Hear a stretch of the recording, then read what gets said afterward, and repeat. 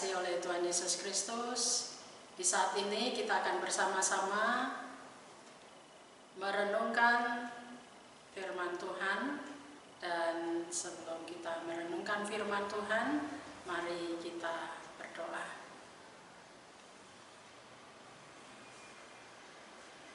Kami menyatakan kerinduan kami untuk mendengarkan firman-Mu, karena firman-Mu selalu menguatkan kami, menopang dan menolong kami. Kami mohon kuasa Roh Kudus-Mu menguasai keberadaan kami saat ini, Tuhan, agar kami memahami dan mengerti maksud dan kehendak-Mu. Bersabdalah ya Tuhan, anak-anak-Mu sedia mendengarkan firman-Mu. Amin. Saudara-saudara yang dikasihi oleh Tuhan Yesus Kristus, firman Tuhan pada hari ini terambil dari 1 Tesalonika 2 ayat 13 sampai ayat yang ke-20. Namun saya akan membacakan pada ayat yang ke-17 saja yang menjadi penekanan pada perenungan di malam hari ini, yang menyatakan demikian. Tetapi kami, saudara-saudara, yang seketika terpisah dari kamu, jauh di mata tetapi tidak jauh di hati, sungguh-sungguh dengan rindu yang besar telah berusaha untuk datang menjenguk kamu. Saudara-saudara yang dikasihi oleh Tuhan Yesus Kristus, kangen, kata ini singkat namun syarat makna. Di dalamnya terkandung suatu dorongan dan semangat atau daya diri untuk tetap menjaga kehidupan yang harmonis dalam sebuah relasi. Melalui kata ini ada daya dorong merasa dikasihi dan diberkati oleh Allah dalam kesadaran bahwa manusia diciptakan Allah sebagai makhluk sosial yang ada dalam tarik-menarik, saling membutuhkan dan saling menguatkan. Kerinduan Paulus diungkapkan dalam suratnya kepada jemaat di Tesalonika dalam sebuah keinginan Paulus untuk mengetahui lebih banyak tentang keadaan jemaat ini.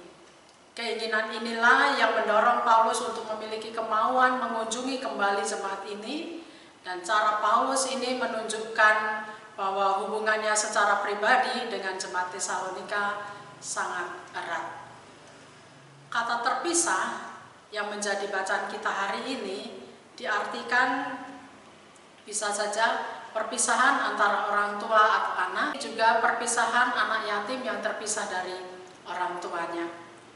Perpisahan antara Paulus dengan jemaat Tesalonika terjadi karena adanya penganiayaan yang kemudian membuat Paulus dan Silas dengan terpaksa meninggalkan jemaat ini.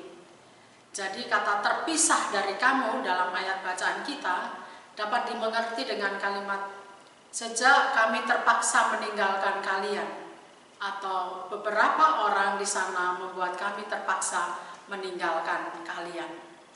Kata seketika tidak berarti bahwa Paulus sudah bersatu kembali dengan jemaat Tesalonika, melainkan menunjuk pada satu keyakinan dalam diri Paulus bahwa perpisahan tersebut tidak akan berlangsung lama, sehingga kalimat yang disampaikan Paulus, kami terpaksa terpisah dari kalian untuk sementara waktu.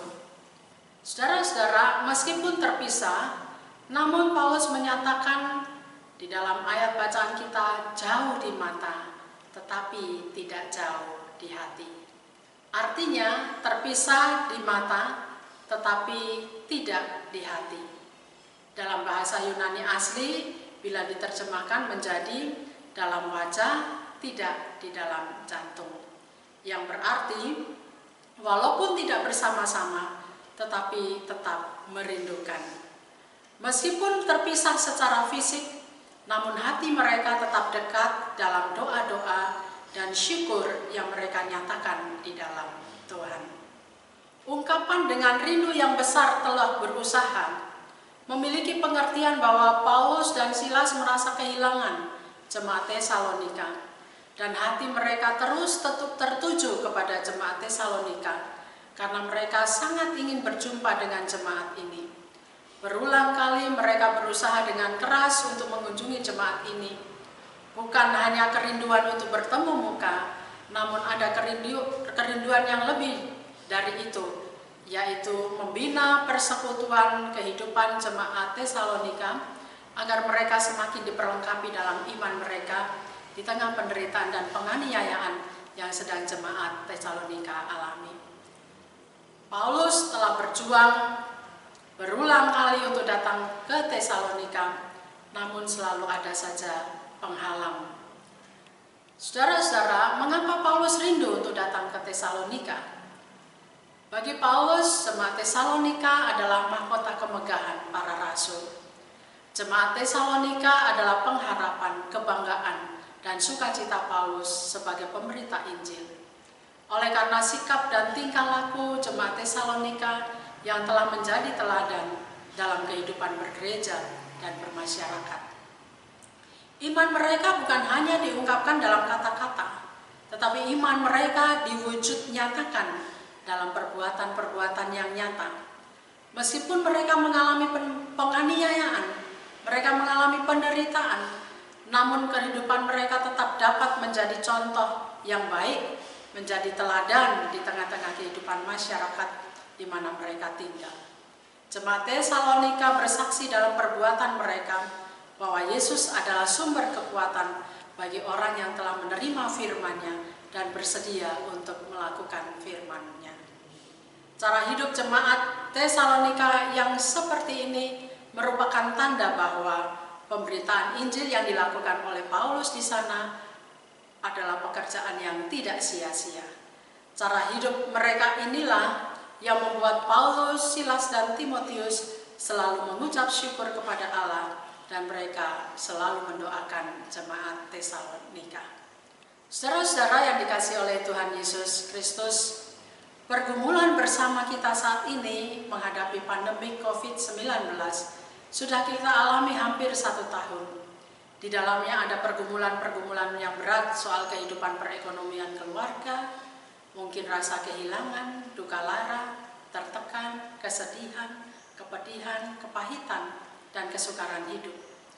Belajar dari jemaat Tesalonika, meskipun konteksnya berbeda, tetapi pengalaman gumul yang cukup lama berhadapan dengan kesukaran-kesukaran dan kesulitan hidup hampir mirip dengan apa yang kita alami saat ini. Saudara-saudara,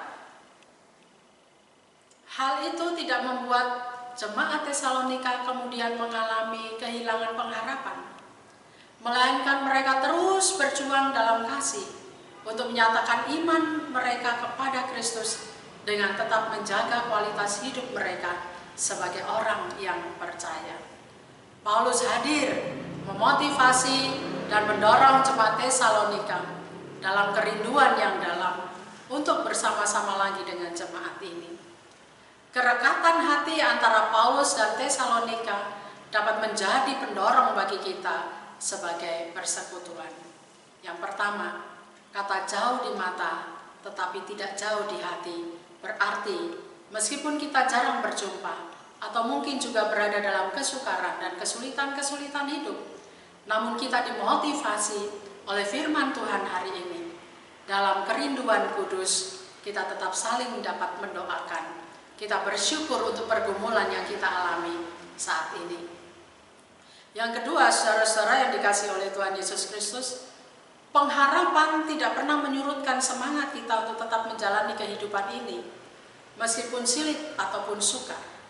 Paulus, Silas, dan Timotius memiliki keyakinan bahwa perpisahan mereka dengan jemaat Tesalonika tidak mengurangi kasih Kristus dan kasih mereka terhadap jemaat Tesalonika.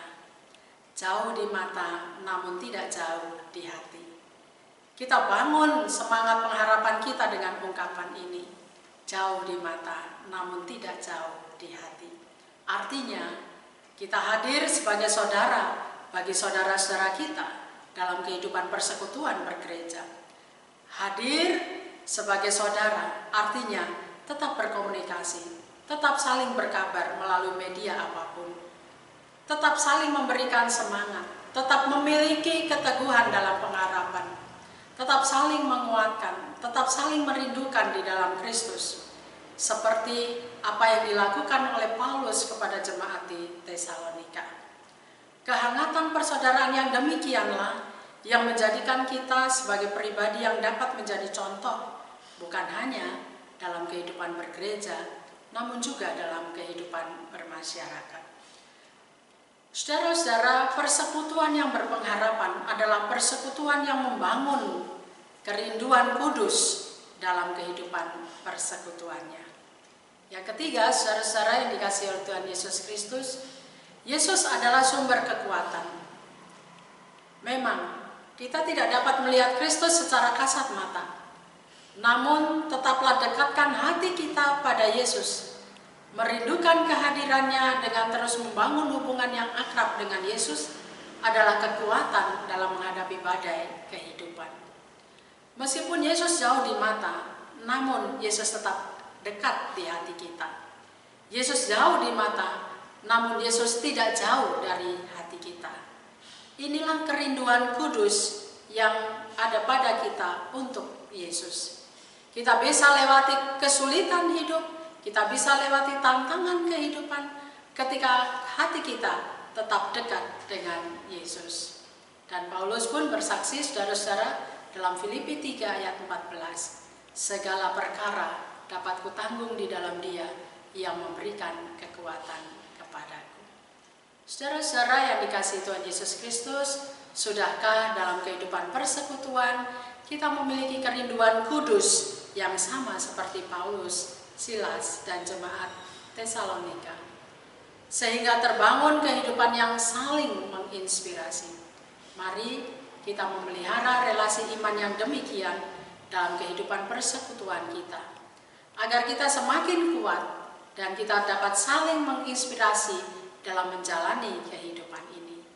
Jauh di mata, namun tidak jauh di hati. Tuhan memberkati. Amin. Saudara-saudara yang dikasihi oleh Tuhan Yesus Kristus, mari kita berdoa.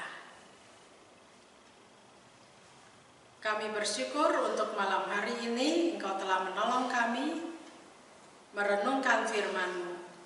Kiranya kami senantiasa memelihara kerinduan kudus di dalam kehidupan dan hati kami kepada Kristus yang selalu mengajarkan kami tentang hidup yang saling mengasihi, saling menolong, saling mendoakan, dan tetap bersyukur dalam keadaan yang sulit, dalam keadaan yang sukar. Kami tetap dapat bisa melihat kebaikan-kebaikan Tuhan. Terima kasih Tuhan, melalui jemaat Tesalonika kami diingatkan agar kami senantiasa menjaga kerinduan kudus itu untuk terus berjumpa dengan-Mu Tuhan. Saat ini kami mengucap syukur untuk hari yang sudah kami lewati. Sepanjang hari kami dapat bekerja, kami dapat beraktivitas, kami berjumpa dengan banyak orang dan bersosialisasi dengan mereka. Engkau memberikan kepada kami keberanian untuk bersaksi melalui perbuatan dan perkataan kami. Tuhan menolong kami supaya melalui peristiwa-peristiwa kehidupan kami di hari ini, kami dapat merenungi kembali akan kehidupan kami. Dan kami belajar untuk tetap menjaga kualitas iman kami kepada Tuhan. Sehingga kami hadir sebagai pribadi-pribadi yang teguh dan kokoh dalam iman kepada Kristus. Terima kasih Tuhan untuk kehidupan di hari ini. Malam yang menjadi bagian dari kehidupan kami akan kami lewati dan nikmati. Kami akan beristirahat Tuhan, kiranya Engkau memberkati kami dalam waktu istirahat kami, supaya ketika kami menikmati waktu istirahat kami senantiasa dapat menikmati berkat-berkat Tuhan yang tercurah atas kami, sehingga di esok hari kami dapat bangun dengan tubuh yang segar dan kami melakukan tugas dan tanggung jawab kami, dan kami tetap menjadi alat berkat Tuhan dimanapun kami berada. Terima kasih Yesus, kami serahkan akan malam yang menjadi bagian dari kehidupan kami ke dalam tangan-Mu. Dalam nama-Mu kami berdoa. Amin. Saudara-saudara yang dikasihi oleh Tuhan Yesus Kristus, tetap semangat, tetap memiliki pengharapan, tetap memiliki kerinduan kudus kepada Kristus, dan tetap mengingat 5M. Memakai masker, menjaga jarak, mencuci tangan, menghindari kerumunan, dan mengurangi mobilitas.